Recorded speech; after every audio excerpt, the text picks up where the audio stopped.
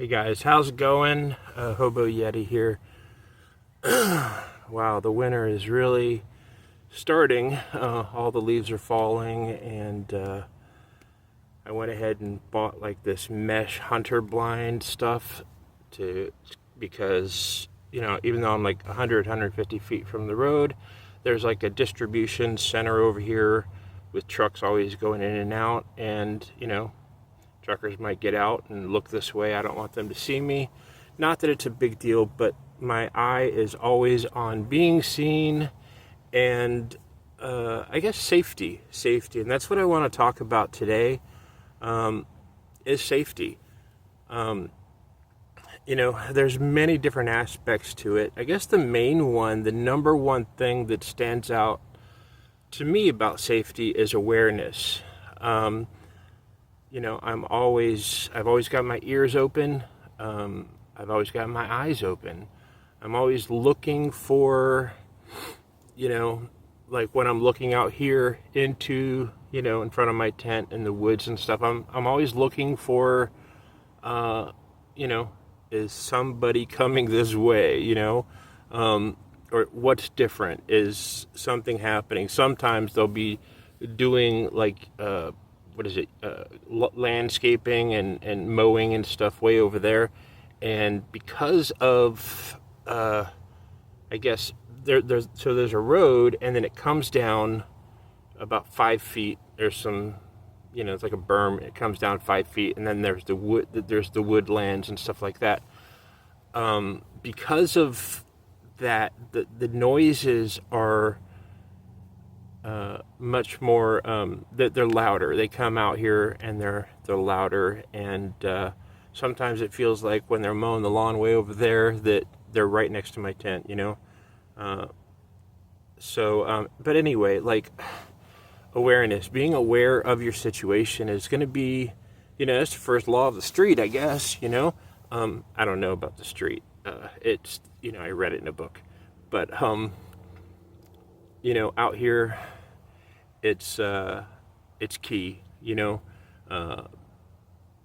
keeping an eye on things, keeping it, an ear to the ground, keeping an ear to the wind, listening, being aware. The other day, and the reason I guess this comes up is because the other day I was having a bad day. I was having a bad, like, there's two sides. I rate it with fractions, but not really fractions. So on the one side, I have the serotonin levels, right? Like I scale that on a scale of 1 to 10, right? So if I've got not that much serotonin going through my brain and I'm feeling down, I scale that on a scale of 1 to 10. 1, 2, 3. Like yesterday, it was like a 2 of 10. And then there's my emotional well-being, which I rate it on a scale of 1 to 10 as well. And I was feeling yesterday like a 6, so 2/6. I don't know how that helps anything, but for me, when I'm, anyway, last week I was having some really, like, I was like a 2-2, I was just feeling down. I had to go to the library, and I got back, and I was just like, I was done, right? With the day, I just wanted to get into my tent, and I was walking down this sidewalk, and some guy about my age or whatever, I'm walking on the right side of the sidewalk, and this guy, I wasn't really looking, but then, this guy kind of almost bumped into me, like, we were both walking on the same side of the sidewalk or whatever. And I just stop and look at him, and he's like, "What the fuck's your problem?" And I was just like, I didn't expect that. And I was, the problem with being homeless is that you have, you don't have anything else left to lose. I have been in, like, I don't know, 2-3 fights in my life. I'm not a pacifist, but, I will defend myself. And I don't look for fights, I don't look for, that's not my mean. I'm a pretty casual guy, and normally something like that, I would just walk around and be like, hey, whatever, But he just got under my nerves, under my skin that day, and I was like, "What's your problem?" You know, I'm sitting here having depression, living out of a tent. What's your problem? Oh, you have like 12 subscriptions of Netflix, too many, and I know that, I know that's not like a realistic thing necessarily. Everybody's got stuff going on, and you never know. But it was just like he wanted to fight, I could tell, and I just stopped and I turned around and I walked off, told him to go F himself, maybe not the smartest thing, but I was just, the thing is when you're homeless, you don't have that much to lose, and there's always that's worrying in you, you're like, try not to be noticed, but at the same time, fight if you have to, defend yourself, but try not to get in those situations. And it just really put me in a bad mindset. It reminded me of a couple of years ago. I was living out of my car, and at the time I was in Pennsylvania, and I decided that I wanted to, I didn't really know full well about the Hobo baths, but so I went to a lake, like a state park, a lake, and I go out, and I'm just, my shorts, and I'm out there and just standing out there doing nothing, right? And these two guys, and I'm up, it's up to my chest, the water is, right? These two guys, I guess, younger guys, mid-30s maybe, but, jocks and gangstas or whatever they were, and they just started pushing on me and like, I heard you said something to my daughter. I was like, at this place, there's like 30 other guys that look just like me, old, fat, and, goatee, white hair. But I didn't say anything to his daughter. But he was like, well, you're calling my, I was like, that wasn't me. It's like, the normal bullying, you calling my daughter a liar, and I was in a situation where I didn't have any weapons. I was basically, at their mercy. I mean, it's two, fit guys were just like, one of them hit me, and I was like, gosh, this is going to end badly.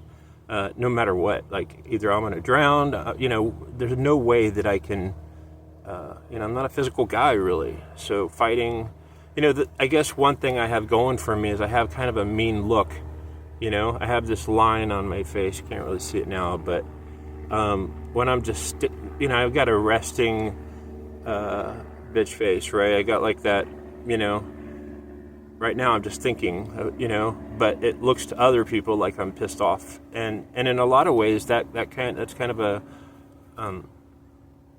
mask that's a barrier to people, messing with me really. But I was able to get out of that situation. I'm not proud of how I did it, but I was like, I was able to keep my head in that situation, and I was able to get out of it by playing the old man. Stop. Looking back, it's stupid, but like if I had fought or done anything, I would just, I don't know. It's like playing the fool. Sometimes you got to do it, and it's a good, that's one of the good things about like having the white hair is that, even cops that used, because I have that mean face, and when I was younger, I would always draw attention of cops, always. I'd be walking home at night from work, and, cops would be, on me. They would be like, okay, this guy looks like he's no good, I don't know what they would think, but I was getting, I got stopped by a fair number of cops when I was younger. But as soon as I started letting my white hair grow out, that all stopped. And, I'm overweight, so I don't really look like a threat, I don't think, anymore. I think so I try to play into that, and that's maybe that in a way that's my own security blanket almost, But awareness, knowing what's going on around you, always being aware. Don't let obviously you can't always do that, but you just train yourself, I think. And I think most homeless people that live out in the bush at least a little bit do that. Not drawing attention, moving your tent if need be. Like, I was in a place a couple of years ago, and I was in a good place, because the thing is like, you make a trail. You don't follow existing trails that are out there. When you set up your tent, you're breaking a trail to get there, right? And once you get there, you set it up, and everything's good. But if you're doing it on existing trails, the trails are there for a reason. I'm not talking about game trails. I'm talking about like, people are walking in the woods doing whatever. But like, there have been times when I set up a tent or something and had a nice setup, and then people, would come by my tent, or, through the woods or something. I'd be like, okay, time to move my tent. And that's not always required, but, it only takes one person to say, hey, yeah, I saw a hobo, or I saw a homeless guy over here. Let's go beat him up, I don't know. But I think, in addition to having a good awareness, having a good attitude, and a smart attitude, like try to be unnoticed, really. Like after dark, I have sleeping bags all surrounding my tent. So, even if I had a light on or a lantern or something in my tent, it wouldn't be that big of a deal, because there would be no light. You couldn't see that I had a light on. But, I've always practiced light discipline when I'm at my campsite. Just no lights. If I do, a couple of years ago, I had a red headlamp, and that was great, because I could, it was not noticeable. But you don't want to draw attention to yourself, and have the attitude of, I guess you're more of a flow, like the water, right, around the rock. You meet people out there in the world, they want to start fights, that, you start sensing any kind of drama going on, you kind of ease yourself away from it and go around it, that sort of thing. Weapons, you can carry weapons, I guess. I have a Walmart crappy knife, I actually didn't get it for protection, but at the same time, in my head, I was like, well, I need to cut some cord and stuff, and having a knife is just makes sense to me. Knives aren't always the preferred method. Back in the day, I would carry a screwdriver, Phillips or flathead, doesn't matter. Acts as a good weapon, a good shiv, right? And if you have like a screwdriver, and for some reason you're searched, or by cops or whatever, they're just going to be like, oh, screwdriver, okay, whatever. But I have never been in a situation where I needed that kind of protection. I try to, like Bigfoot, I try to kind of, I'm out here, but I'm not seen. And so, but there are, I've met numerous homeless people that have big knives and, swords and shit like that. Just crazy, right? And that's fine. I met this one guy in Walmart in Georgia, and he was getting harassed by some of the local gangers or whatever. So he was, he came into like $30, and he was like looking at the knives, and he was like holding them in his hand. He's like, jerking it back and forth like he was killing somebody. I was like, that's great. That's smart. But I don't know. A whistle, don't, a whistle's not going to work.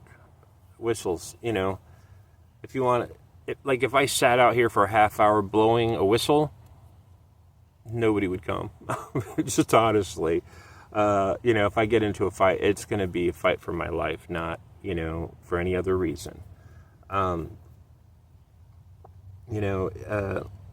If you're, women have it differently on being homeless from what I've seen. I've met a few, and talked to very few, women that were homeless. There was, somebody I met, I don't know, last year, it was last year sometime. And, I met her, she was at the street corner begging for money. I was like, hey, you're homeless, what's going on? And, and we talked a little bit, real friendly and everything. And then later, a couple days later, I saw her, she was with some friends or whatever, and she was just really, I don't know, cold comparatively to the friendly demeanor. And I realized that was like a survival thing. Maybe there was some trauma. I can't imagine being a woman being homeless. Maybe you would get a beard, like, a partner that was a male that you would hang out with or whatever to kind of, I don't even know. I can't even fathom being a woman and being homeless. That was just, I don't even know the ins and outs of that. I'm sure there would be a lot of similar things, but I think fear would play a bigger part. But anyway, animals. Animals are an issue. I'm in a place that's actually, I've told you guys all this before, it's like it's a woodland area, but on all four sides there's roads, and there's, residential housing and shopping centers. So even though I'm in the woods, I'm not really in the woods, right? There's coyotes out here. There's a pack of coyotes, like 25 coyotes that run. There are raccoons. I'm sure there are skunks. There are, other rodents and whatnot. But it's not something I have to worry about. Bears. And actually, I've never put my campsite in a place, unless it was walking across America, and then I made sure I was pretty close to the road, especially when I was in bear country. And there's rules you follow, like don't, keep food in your tent. Don't eat, prepare foods in your tent. Eat somewhere else. Like when I was walking across the country, I would sit on the side of the road and eat, there, and then not eat. I might have beef jerky or something in my pack at night or something. And I was, I would make sure I was close to the road. But like being actually homeless, not traveling, not the hobo thing, but being homeless, it really hasn't really played a part. But I guess awareness and preparedness, that plays a big part. But there are other things too, like skunks. I had a friend that had another homeless guy, a run-in with a skunk where it got in between at night. He got like in between his rain fly and his tent, and it was like a battle, and everything, all of his stuff got totally sprayed and awful, just awful. I've been sprayed by a skunk, and I got to tell you, it's not a pleasant smell, and it doesn't go away very quickly. So, but animals is not really. If you place your camp spot right, then you don't really have to worry about. You don't really have to worry about that as much. If you're more out in the bush, then there's definitely more to worry about, more to be aware of, and more, I guess, planning how you set up your camp spot, maybe setting up brush around your tent to kind of deflect. But anyway, but yeah, that's pretty much it. And it all goes back to awareness. And then if it gets to a point where you do have to get into a fight or you have to defend yourself, then make sure you have something to defend yourself with. You know, I don't know. I have a knife here, but like, so if somebody, and I'm defending myself, and I stab somebody with my knife, you know, I don't know. I don't want to get into that. But I am going to defend myself. But yeah, I would like to hear from you guys. I'd like to hear what, you know, what other things I'm missing in this video that, regarding staying safe and how to do so. I was in one area at one point where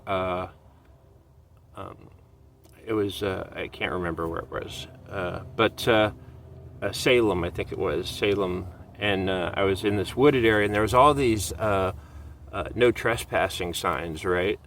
And they were weirdly placed, but I kept on going a little bit further past them, and I realized there was like a homeless camp back there, you know? So they were like, you know, a preventative measure to keep people out. But anyway, yeah, I hope your road's a good one. And if you're homeless, just remember that it's not the end of the story. I hope your road's a good one. Take care.